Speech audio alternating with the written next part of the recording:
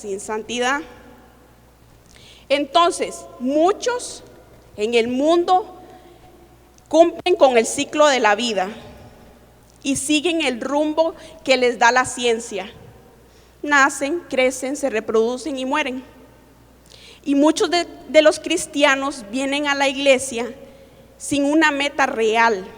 O no es que no tengan una meta real, sino que desenfocan la meta principal, que es el reino de los cielos, encontrarnos con el Señor en una vida eterna. Entonces, vienen aquí muchos cristianos, tal vez no aquí exactamente, pero vienen pensando, voy a ir a la iglesia para vivir mejor, sin pensar que lo principal es vivir para Dios, para encontrarme con Él. Entonces, ahora le pregunto, o le propongo una meta espiritual, si todavía no tiene, y si tiene, que agregue una meta más, y es que se atreva a ser santo y perfecto este 2026. ¿Quién dice amén? ¿Quién acepta el reto? Ok, ahora, ¿qué pasaría si a usted le preguntan, hermano, usted que es metodista, ¿en qué cree usted? Explíqueme qué es la religión metodista. Y muchos venimos aquí a la iglesia buscando una salida, una respuesta, pero a veces no nos damos ¿cómo le digo? No nos tomamos como el reto de saber cuál es la doctrina que practicamos. Y venimos y le preguntan y usted no sabe qué es ser metodista. Pero le doy aquí unos ejemplos. Nosotros como metodistas creemos en el Espíritu Santo, creemos en Jesucristo, creemos en el Padre. Lo dije como al revés, como siempre tienen como un orden, el Padre, el Hijo y el Espíritu Santo. Además, creemos también en su palabra y creemos en muchas cosas más. Pero creemos en la perfección cristiana y en una entera santificación. Entonces, ¿qué piensa usted cuando le hablan de ser santos? ¿Qué piensa usted cuando le dicen de ser perfectos? ¿Usted cree que podamos llegar a serlo? Si usted le dice, ¿usted se cree santo? ¿Qué responde usted? ¿Usted se cree perfecto? ¿Qué responde usted? Y a veces podría decir, si usted contesta así, pero qué hermano más orgulloso, qué prepotente, qué se cree. Pero eso es nosotros. Somos santos y somos perfectos porque Jesús es el que nos hace perfectos, no por nosotros mismos. Y ahora, muchos dicen, sí, para usted ¿qué es ser santo? Cuando le dicen santo, usted cree que son personas impecables, que nunca fallan. Dicen cristianos extremos, esos que practican la santidad y se creen perfectos.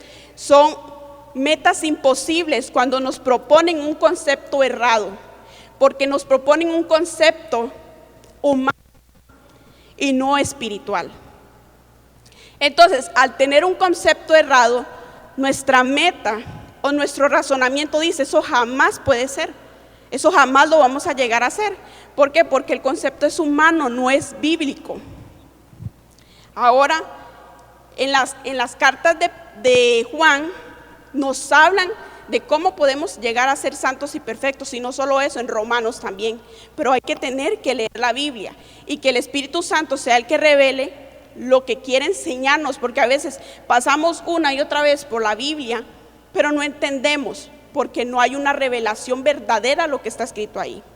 Entonces, el ser santo y ser perfecto no es una teoría, es una realidad que se cumple en Dios nada más, no humanamente, no como los fariseos que cumplían con algo, pero no era solo teoría. Ellos eran teoría, no vivían la realidad que es ser santo. Entonces, ahora les explico. Como tenemos un concepto humano y errado de lo que es ser santo y ser perfecto, Entonces no logramos entender cómo llegar a hacer esto y a veces vemos como una meta imposible. Ahora le explico. Por ejemplo, hay muchos conceptos mal usados y le pongo el ejemplo de la humildad. Le dice, ay, que es que el hermano es humilde. ¿A qué se refiere con humilde? Cuando ustedes le dicen, ay, es que el hermano es humilde, vieras cómo se viste, vieran la casita que vive, ahí no está hablando exactamente del concepto humildad. Ahí me está hablando de una posición social que tiene, o sea, que es menos pudiente que otros. Pero el concepto de humildad es reconocer mis habilidades, mis dones, mis talentos, sin ponerme sobre encima de otros y poder decir o poder estimar al otro al igual que a mí. Todos somos diferentes, pero todos tenemos un valor. Entonces, no el concepto de humildad es no tener arrogancia, el no ser soberbio ante otros o creerme más porque tengo un puesto, porque tengo estudios, porque empecé en la iglesia o porque Dios me usa o por un montón de cosas. Entonces, esos conceptos distorsionados hacen que cambie la meta y el propósito del concepto. Entonces, ahora le explico qué es ser santo. Y le traigo dos definiciones, tanto lo que dice la Real Academia Española como lo que dice la Biblia. Dice que ser santo es, según la Real Academia Española, es ser sagrado o consagrado a Dios, exento de pecado. O sea, no hay pecado en la persona o en la cosa. No hay culpa. Hay una perfección moral. Es absoluta y hay una ausencia total de fallos. Ahora póngase a pensar si a usted le dicen ese concepto de ser santo. No, es que una persona santa no falla. No, es que una persona santa es sin pecado, es sin mancha, es perfectamente moral, no ha fallado nunca jamás. ¿Cómo llegaremos a cumplir una santidad propuesta por un concepto humano? Es imposible. Entonces yo diría, jamás voy a llegar a ser santa con un concepto como este. No puedo cumplir un estatus tan elevado para una sociedad donde siempre están acechándonos. ¿Qué es lo que dice la Biblia? En el hebreo dice que es ser apartado y ser consagrado. O sea, me aparta al Señor y me consagro para el Señor. Y en el griego es ser separado para Dios. Eso es lo que significa ser santo. Me separa del mundo para Dios exactamente. Eso es ser santo, no es que no tenga falla ninguna, no peque nunca. Ahora, cuando hablan de santidad como impecabilidad, sin defectos y sin imperfecciones que no fallan, pero realmente es que estoy separado del mundo y apartado para Dios, eso es ser santo. Separado del mundo para estar separado para Dios. Ahora, ¿qué es ser perfecto? Según la RAE, es que no tiene defectos, es algo que está acabado. Dice, quedó perfecto. Un señor que está haciendo una cama X y le dice, quedó perfecta. Es algo que está terminado, ya se finalizó su obra y ya tiene un estado de perfección. Eso es perfección según el concepto humano. Ya es algo que está terminado y suele significar impecable, sin error. Pero este significado no es bíblico, es humano.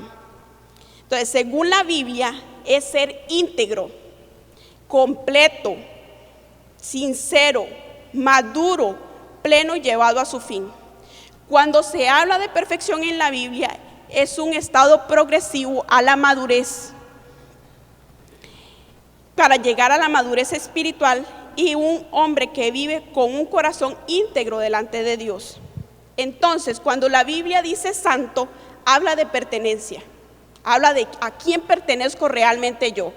Si estoy separado para Dios, tengo que vivir para Dios. Dice la Biblia, estamos en el mundo, pero no somos del mundo. O sea, nosotros tenemos una pertenencia, y al Cristo venir por nosotros, a morir por nosotros, y a nosotros reconocerlo como nuestro Dios, cambiamos de señorío. Ya no somos del mundo, somos de Cristo.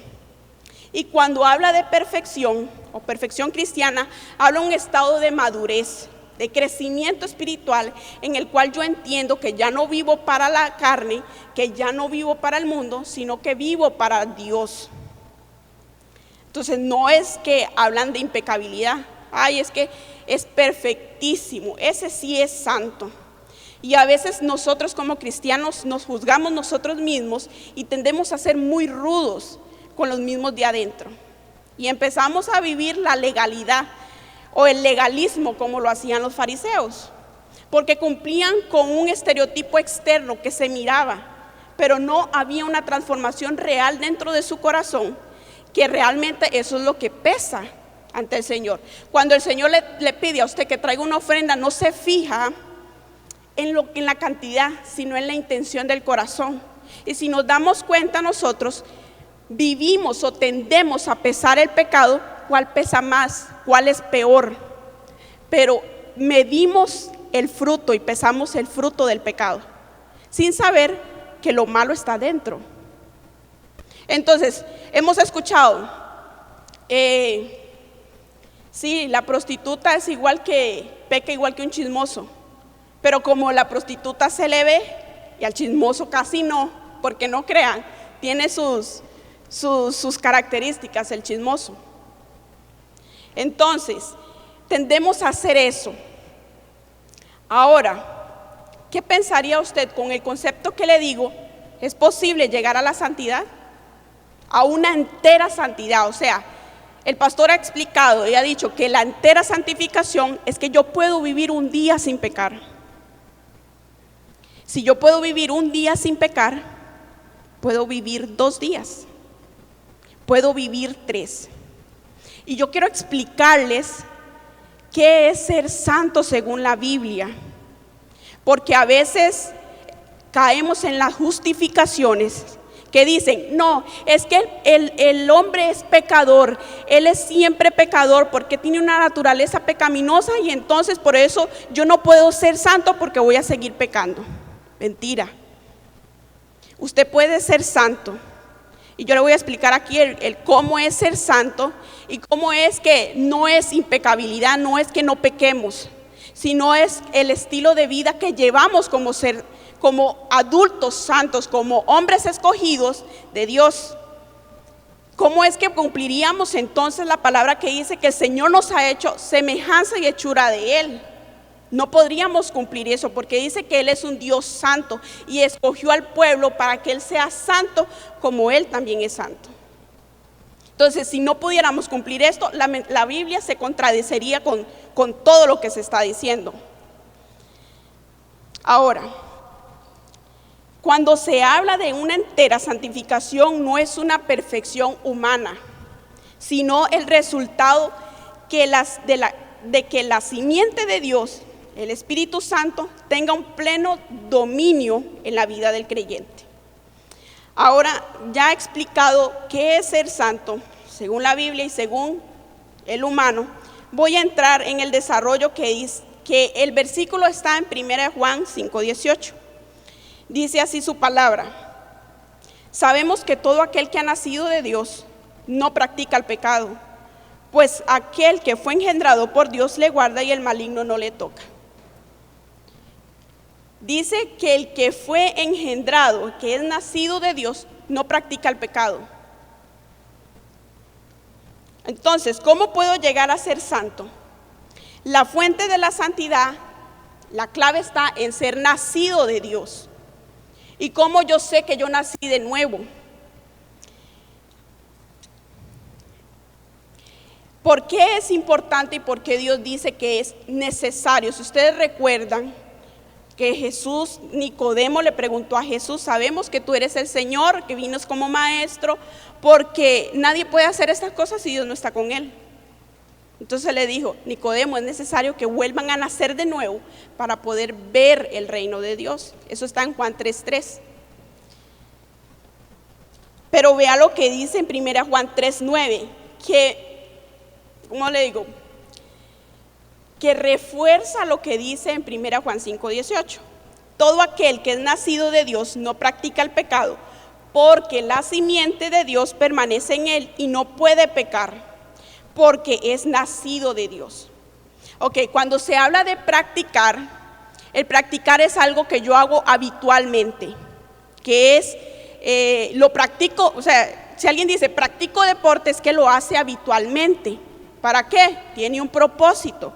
El que practica el deporte puede ser porque quiere ganar una medalla, porque quiere verse físicamente bien, porque le gusta, lo apasiona, entonces practica el deporte.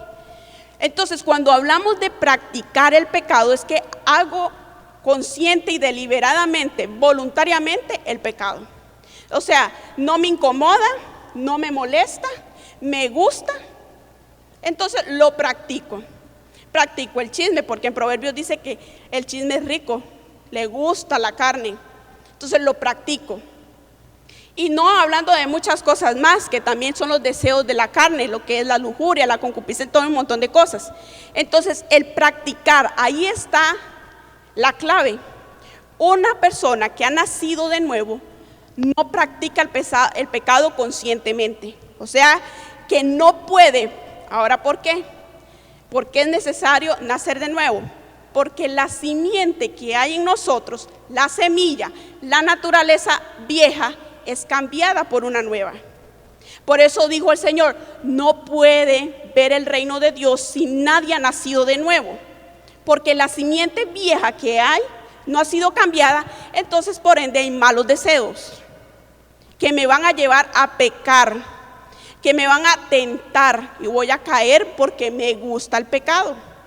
No hay una simiente, no hay una naturaleza cambiada, y por eso es que el Señor dice que es necesario volver a nacer.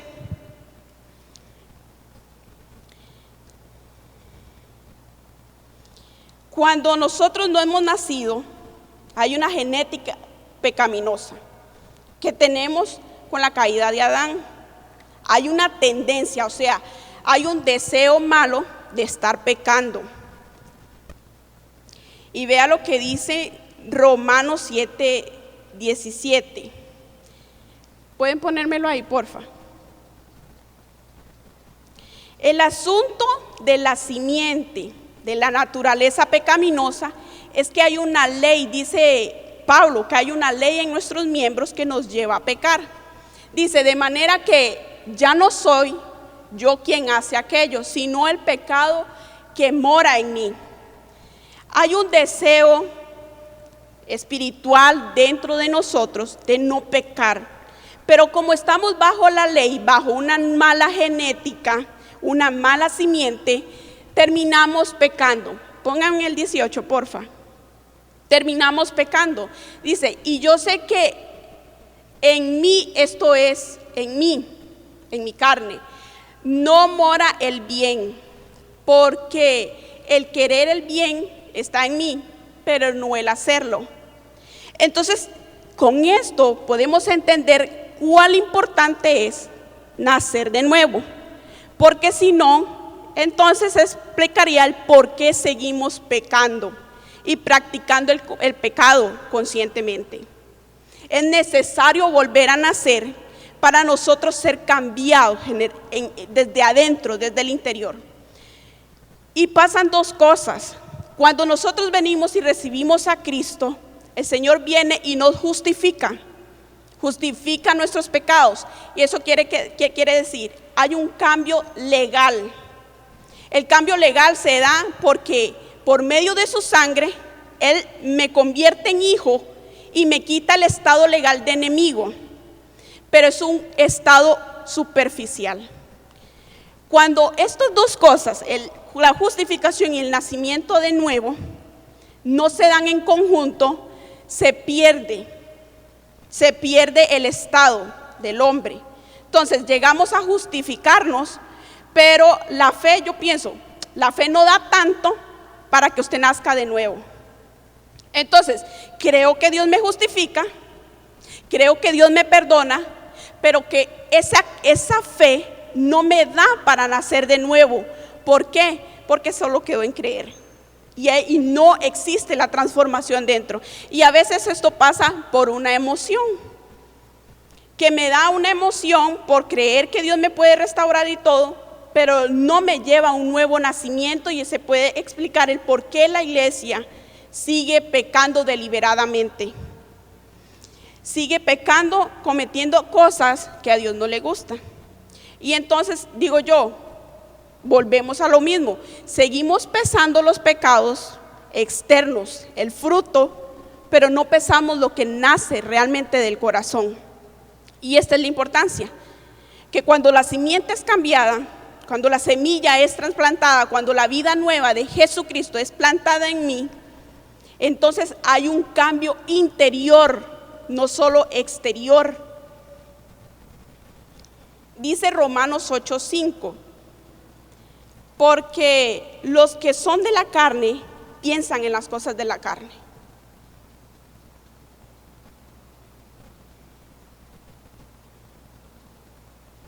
Una persona que no ha nacido de nuevo va a seguir pensando en las cosas de la carne. Pero los que son del Espíritu, en las cosas del Espíritu, pero los que son del Espíritu en las cosas del Espíritu piensan. Porque el ocuparse de la carne es muerte, pero el ocuparse del Espíritu es vida y paz. Entonces, está viendo, hermano, por qué es necesario revisarlo si realmente nosotros ya hemos nacido de nuevo, porque esta es la clave para llevarnos al no practicar el pecado, que esa es la parte de la entera santificación. A veces creemos que hemos nacido de nuevo porque venimos a la iglesia, porque nos portamos mejor, y a veces dice la gente, no, ¿para qué yo voy a ir a la iglesia si yo me porto bien? ¿Para qué yo voy a ir allá? ¿Para qué leo la Biblia si yo escucho al pastor cuando predica? Y empezamos a justificarnos porque no hay un cambio real en el interior del hombre.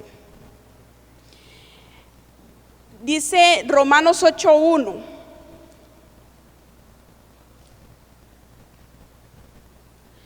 Ahora pues, voy a ver si aquí no veo. Ahora pues ninguna condenación hay para los que están en Cristo Jesús, los que no andan conforme a la carne, sino conforme al Espíritu. El 2. Porque la ley del Espíritu de vida en Cristo Jesús me ha librado de la ley del pecado y de la muerte. Entonces entendemos aquí que cuando nosotros nacemos de nuevo, no hay condenación para los que están en Cristo Jesús, que no necesitamos nosotros realmente nacer de nuevo. Esto significa una obra interior, una transformación. Hay una regeneración de la simiente y una implantación de la vida nueva, que esto produce una inclinación real a la santidad.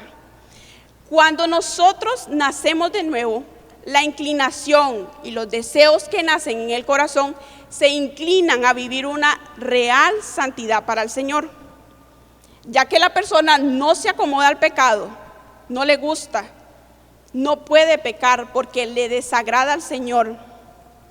Hay una decisión. No practica el pecado como estilo, hay una elección y una determinación. Y por ejemplo, le pongo en la Biblia el ejemplo de José. José se le acondicionaba todo para pecar, pero él dijo, ¿cómo puedo yo hacerle esto al Señor?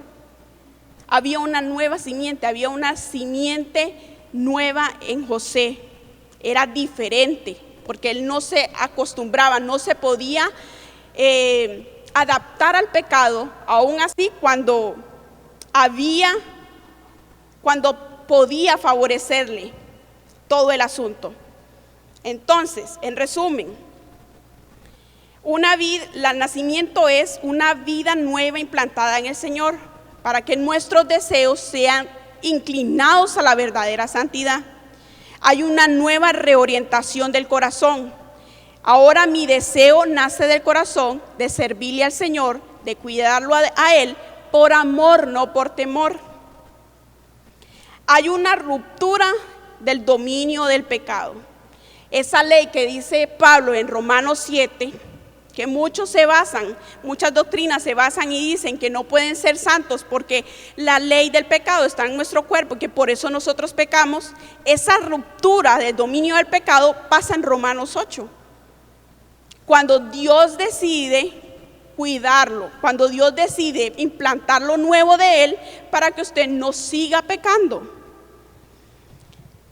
Ahora, voy con el punto 2, que aquí es donde nos damos cuenta si nosotros nacemos de nuevo. La naturaleza de la perfección es que no practica el pecado. Ahora, cuando la Biblia habla de no practicar el pecado, es que no hay impecabilidad. No, el dominio del pecado es vencido. Y aquí habla de una práctica habitual, como lo habíamos dicho, alguien que practica deliberadamente. Esto no nos dice que nunca fallamos. Tampoco habla de fallos ocasionales. Pero tampoco nos podemos dar el lujo de justificarnos y decir, ay no, es que el Señor sabe que yo fallo, el Señor sabe que yo pues soy pecador, entonces justifico mi pecado. Eso dice Gálatas, creo que es Gálatas 3 o 5, no recuerdo bien, donde dice que no usemos la gracia para caer, algo así, no recuerdo bien. Pero cuando la Biblia habla de no practicar el pecado, es que el pecado ya no gobierna nuestra vida y hace que nosotros no pequemos. Esto no quiere decir que la tentación no existe, eso no es así. Va a haber tentación, pero como hay una simiente nueva, yo no voy a pecar. Y vea lo que dice Romanos 6:12, donde como el dominio del pecado es roto. Dice 12 al 14, no reine pues el pecado en vuestro cuerpo mortal, de modo que lo obedezcáis en sus concupiscencias, ni tampoco presentéis vuestros miembros al pecado como instrumentos de iniquidad, sino presentaos vuestros mismos a Dios como vivos entre los muertos, y vuestros miembros a Dios como instrumentos de justicia, porque el pecado no se enseñoreará de vosotros, pues no estáis bajo la ley, sino bajo la gracia. Entonces, aquí me dice que cuando hay una nueva simiente, pasamos de la ley a la gracia, y que Dios nos cuida de no pecar. Entonces, vea lo que dice 1 Juan 2:1.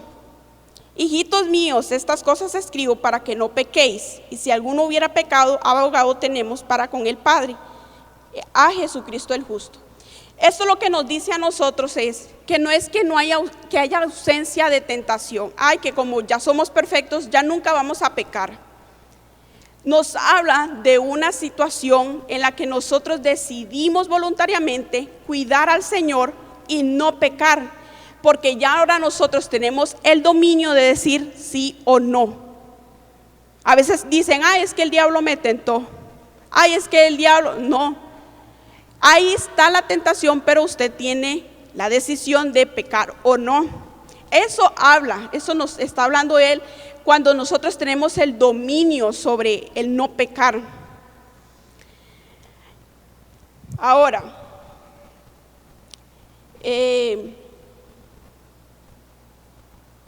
pasamos al punto 3.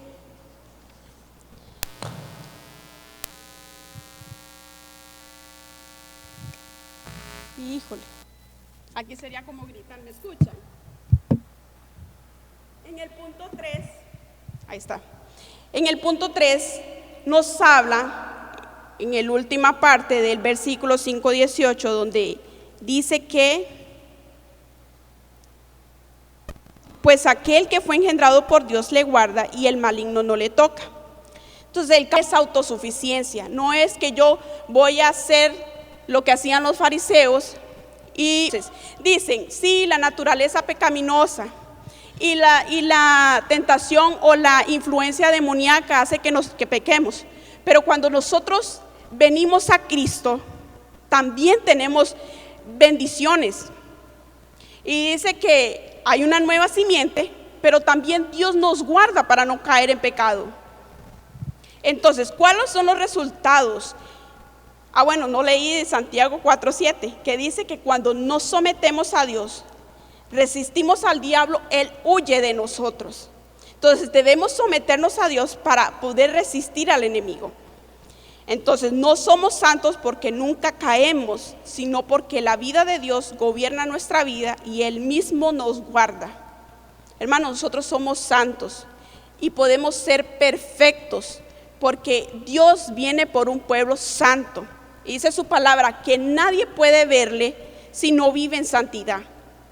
Entonces, esta es la meta que usted y yo tenemos para poder verlo. Este año es una nueva oportunidad para nosotros someternos al Señor, vivir una vida de santidad porque no sabemos cuándo viene por Él. Porque dice que su venida es como ladrón en la noche. ¿Qué pasaría si usted se confía como, voy a ser como el ladrón en la cruz? Ahí me voy a arrepentir. Mentira, hermano. Eso es mentira. A usted no, en un accidente a usted no le da tiempo. Por eso debemos vivir dice, cada día como si fuera el último. Estar preparadas como las 5 vírgenes sensatas que estaban con su aceite. Y no dependiendo de que en el último momento, como las 5 vírgenes, que iban a ir a pedir aceite. Eso es una mentira del diablo. Porque si usted no se alista para ver al Señor, no sé qué estamos haciendo si no nos estamos alistando. Porque una de las metas es esa, ver al Señor, aparte de hacer discípulos, porque nadie lo va a ver. Ahora, ¿cuáles son los resultados cuando hay una entera santificación? Hay una renuncia al pecado habitual. El cristiano ya no vive sumido en prácticas pecaminosas, ya que su corazón y sus deseos han sido renovados por Dios. Hay una presencia activa de Dios, o sea, hay una búsqueda intencional. Se manifiesta en pensamientos. Ya no quiero pensar mal, ya no quiero decir malas palabras, porque hay una renovación interior en nuestro espíritu que nos lleva a esos anhelos que cuando antes eran pecaminosos. Porque el Señor dijo, si usted ya deseó en su corazón a una hermana, ya pecó. Y eso nadie lo ve. Nadie se da cuenta cuando usted desea a alguien, pero usted ya pecó. Entonces Dios nos está basando en los frutos que usted puede producir en la carne. Por eso es necesario que usted nazca de nuevo para que sea nacido del Espíritu y sus frutos sean del Espíritu, no de la carne. Porque los frutos es lo exterior, es lo que va a demostrar lo que usted es en lo interior. Protección divina efectiva. El maligno no puede tocar lo que pertenece completamente a Dios. La fe se convierte en un escudo poderoso. Y 4, hay una vida de obediencia. La obediencia ya no es una carga. Ya no obedezco porque si no, no me van a decir. Ya voy a obedecer porque si no me va a pasar algo. No, la obediencia se convierte en un acto de amor hacia el Señor. Es un resultado natural de amar a Dios y desear hacer su voluntad. Ahora, se puede perder la vida nueva en Cristo. ¿Cuándo? Cuando usted se descuida. Cuando hay un descuido de la oración, cuando somos negligentes, usted puede descuidar eso y perder la nueva vida que el Señor ha implantado en usted. Cuando hay un descuido en la oración, cuando hay un descuido en la palabra, en la comunión, usted puede llegar a perder y volver a la naturaleza pecaminosa que antes tenía. Entonces eso quiere decir que nosotros tenemos una lucha constante en estar renovando nuestra comunión con el Señor y esa vida implantada, y así en el proceso de la perfección para ser como el varón perfecto. Ahora, para nosotros los creyentes, los que hemos entregado nuestras vidas a Dios, la tarea es buscar la entera santificación mediante la oración, el ayuno, la meditación de la palabra, la entrega total a Él.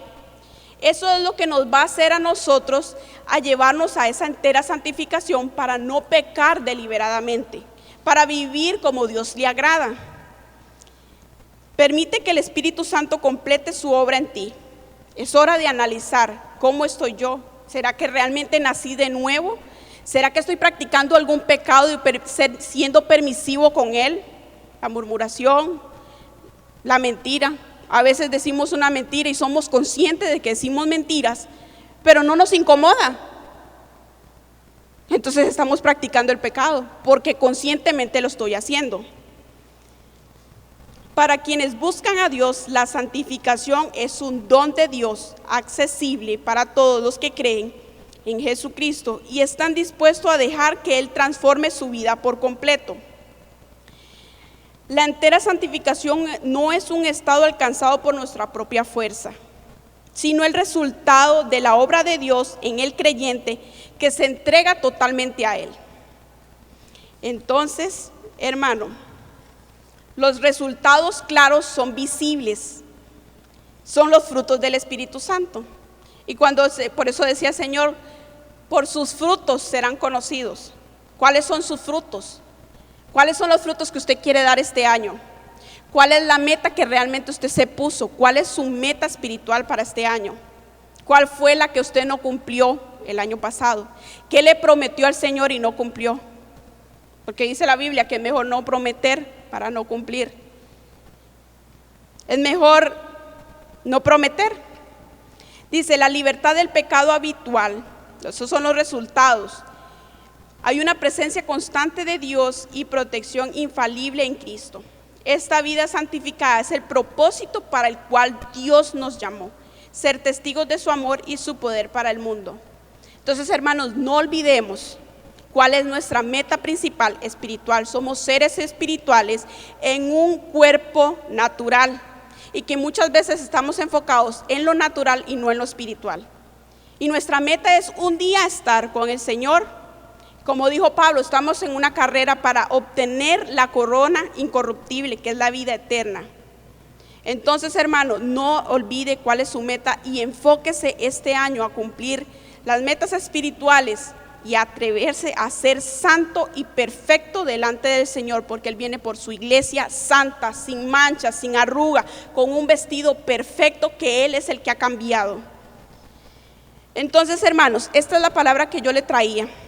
Si alguien, el Señor le ha hablado y quiere tomar un nuevo compromiso con el Señor, de corazón, no porque yo le estoy diciendo, sino porque realmente pensemos que la santidad no viene de mí, viene del Señor, pero que sí tengo un grado de responsabilidad en buscarlo a Él, en ser intencional, en orar, en leer su palabra.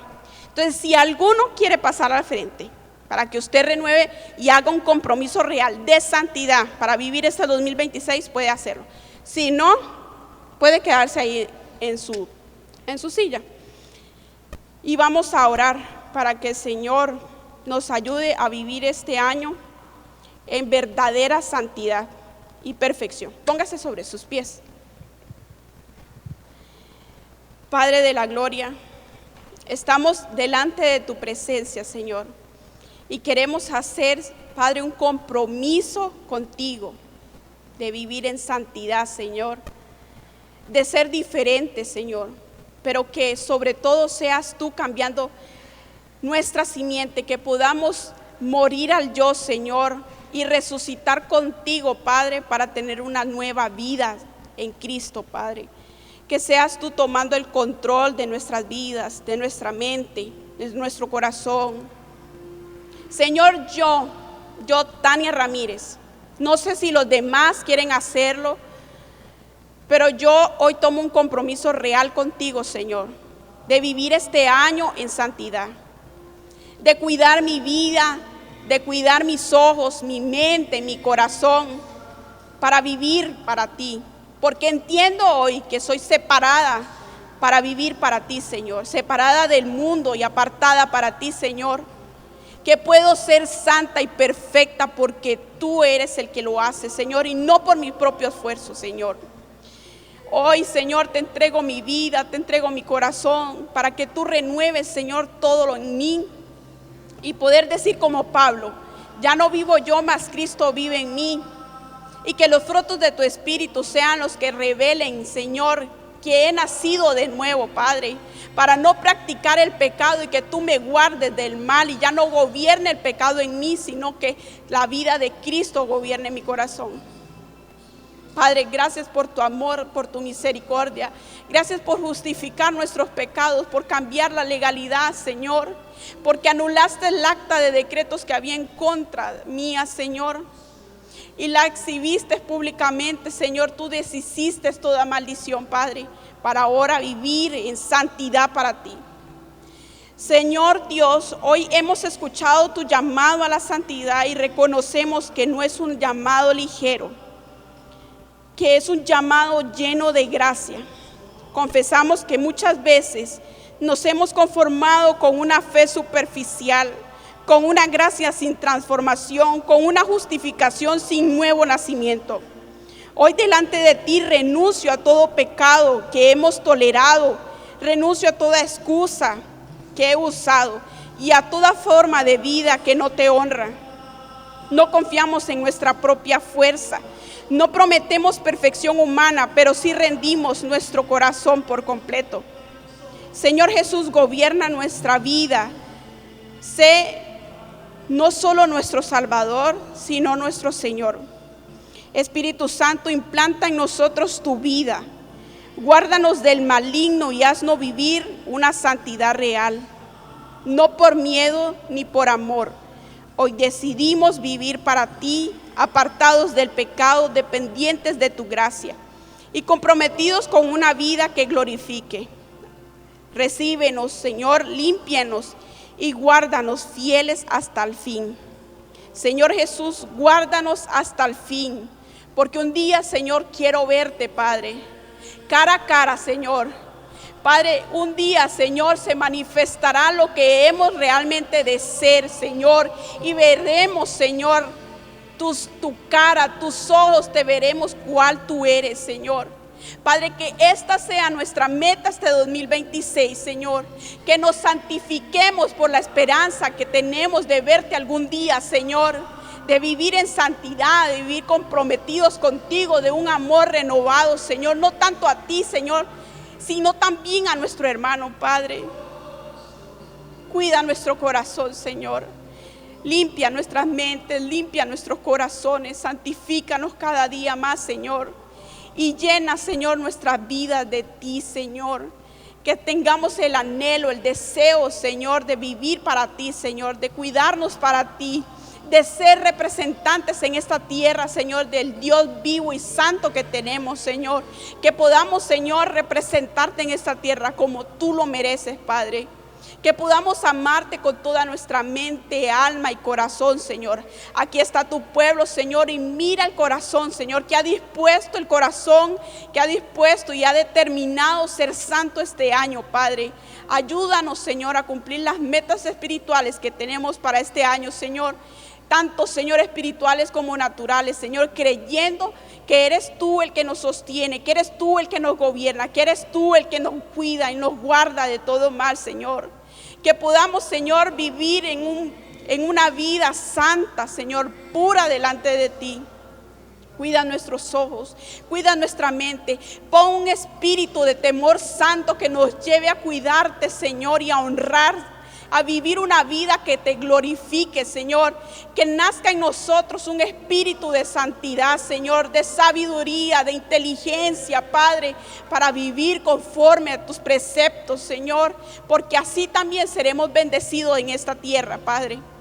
Que haya un deseo, un anhelo, Señor, como dice Filipenses 2, Señor, que haya un deseo y un anhelo, que tú pones el querer como el hacer, de vivir en santidad, de leer tu palabra, Señor, de practicar tu palabra, Señor, no solo ser oidores, sino, Señor, ser transformados, Señor, por medio de tu gracia en nuestro interior, y que los deseos, Señor, que nazcan de nuestro corazón, Señor, sean honrarte, sean apartarnos del mal, sean cuidarte de ti, Señor.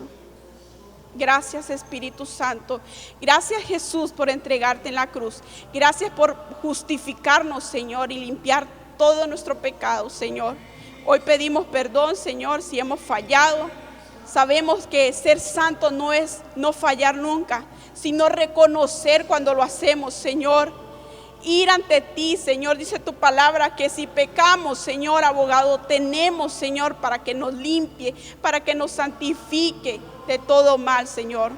Aquí estamos, Señor, hombres y mujeres decididas a ser diferentes de 2026, Señor, por medio de tu sangre, por medio de tu sacrificio. Padre, gracias, Señor, por todo lo que tú estás haciendo. Y seguirás haciendo, Señor, en tu iglesia, en tu pueblo, Señor. Gracias, Padre, por todo. Bendice tu iglesia, Señor, en el nombre de Jesús. Amén.